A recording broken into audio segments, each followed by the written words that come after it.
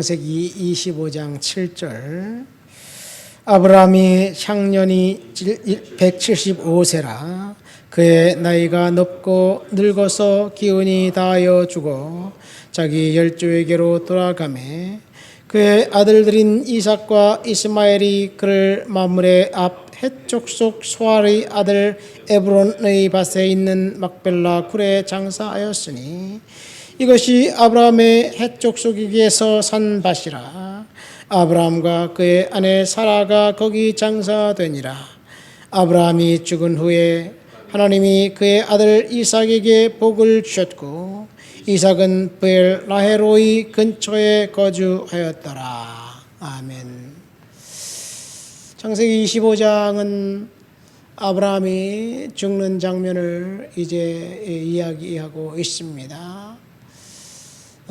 아브라함이 이제 아내 사라가 먼저 죽었죠. 근데 25장 1절에 보면 후처를 취했다는 이야기가 있고 그 후처로부터 아들을 7명을 낳았다는 5명을 낳았다는 이야기가 있습니다. 그냥 스쳐 지나갔듯이 그렇게 이야기합니다. 그리고 오늘 우리가 읽은 25장 7절에 175세에 아브라함이 죽었다. 그런 이야기를 하고 있습니다.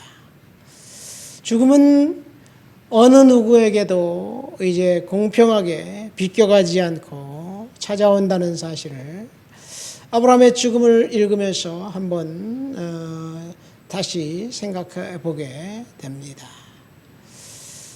누구든지 죽음의 날이 다가왔을 때 그것을에서 피하거나 도망갈 수가 없습니다. 죽음의 날이 오면 반드시 하나님 앞에 서게 되고 그리고 그날이 심판의 시간입니다. 누가 사망과 심판이 없다고 이야기할 수 있을까요? 심판이 없다고 이야기할 수 있는 사람은 아무도 없습니다. 물론 심판이 어디 있어? 이 세상이 끝이지. 이 세상이 전부지. 죽으면 끝이지. 가봤어. 그렇게 이야기하는 사람조차도 사실은 말은 그렇게 하지만 확신은 없습니다. 죽음 이후에 하나님 앞에 우리가 섰을 때 하나님은 우리가 이 땅에서 한 행위 그것을 가지고 심판을 받게 될 것입니다. 죽음을 미리미리 생각하고 하나님 앞에서 겸손하게 우리의 삶을 정리한다면 그것이 지혜로운 사람이 아닌가 생각됩니다. 지혜는 뭐냐? 자기의 죽을 날을 생각하면서 심판을 생각하면서 심판대 앞에 하나님 앞에 섰을 때 우리가 어떤 모습으로 서게 될지를 아는 것이 지혜가 아닌가 생각됩니다. 심판대 앞에 섰을 때 하나님이 우리를 볼 수 있는 것은 딱 한 가지예요. 예수 그리스도의 십자가와 보혈의 능력과 은혜가 우리 속에 있느냐 없느냐. 보혈의 능력과 은혜가 있다면 우리가 지은 모든 죄를 그 보혈의 은혜로 사함받고 용서함 받았어. 그래서 우리는 구원의 은혜에 들어갈 수 있을 것이고 십자가 보혈의 은혜가 없다면 적나라하게 우리가 이 땅을 살면서 저지른 모든 죄들이 하나님의 생명책에 낱낱이 기록되어 있기 때문에 그 죄에서 하나님의 심판에서 피할 수가 없습니다. 사망을 생각하며 우리는 살아가야 될 줄 믿습니다. 두 번째 오늘 본문에 보면 아브라함은 믿음의 조상이라고 우리는 이야기하고 아브라함은 전 세계 인구의 약 3분의 1이 아브라함을 자신들의 조상이라고 생각합니다. 일단은 우리 예수 믿는 사람들, 기독교인들, 천주교인을 포함해서 아브라함은 믿음의 조상이라고 이야기하고 있죠. 유대인들은 말할 것도 없이 중동 이슬람의 모든 사람들도 아브라함이 자신들의 조상이라고 생각합니다. 아브라함은 이처럼 위대한 인물이에요. 축복받은 인물입니다.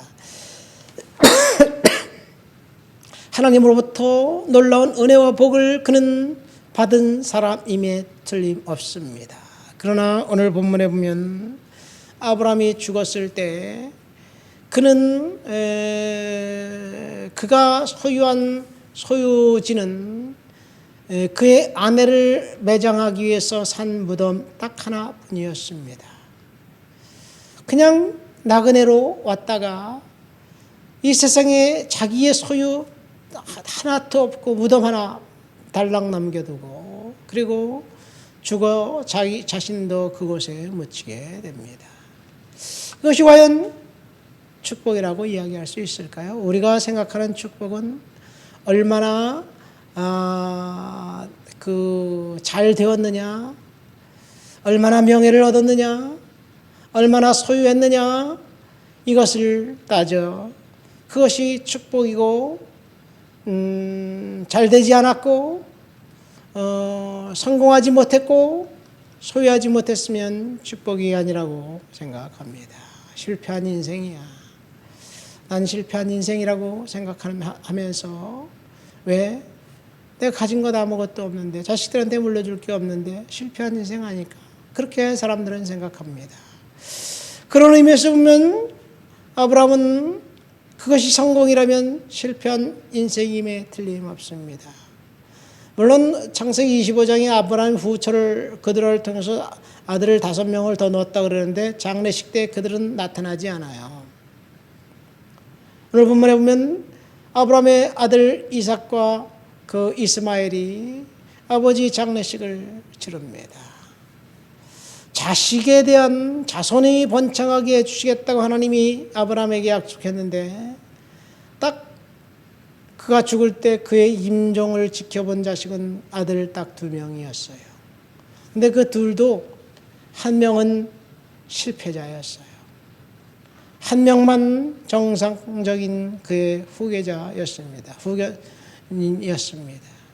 후손이었습니다. 둘 중에 하나는 실패, 하나만 성공했으면 50%만 맞은 거예요. 그러면 50% 5할이면 야구에서 5할이면 굉장히 높은 타율이네요. 그러나 둘 중 하나는 실패했다면 하나만 성공했다면 실패인가요? 성공인가요? 모르겠습니다. 딱 아들 둘 낳았는데 그중 하나는 가짜 하나는 진짜였습니다. 그럼 아브라함은 정말 축복받은 사람이었을까 생각할 때 그것도 아닌 것 같습니다. 아브라함이 하나님께서 그 후손을 바다의 모래처럼 주시겠다고 약속하셨는데 그가 죽을 때는 2명 중 1명은 가짜였고 1명만 진짜였는데 그 1명이 이제를 통해서 하나님은 놀라운 끈질긴 생명력을 허락하셔서 그를 통해서 아브라함에게 허락하신 축복의 언약을 성취합니다. 그러니까 아브라함의 사망을 통해서 본 축복이라는 것은 우리가 지금 살아있는 동안 얼마나 많이 가졌느냐, 얼마나 많이 성취했느냐, 얼마나 많이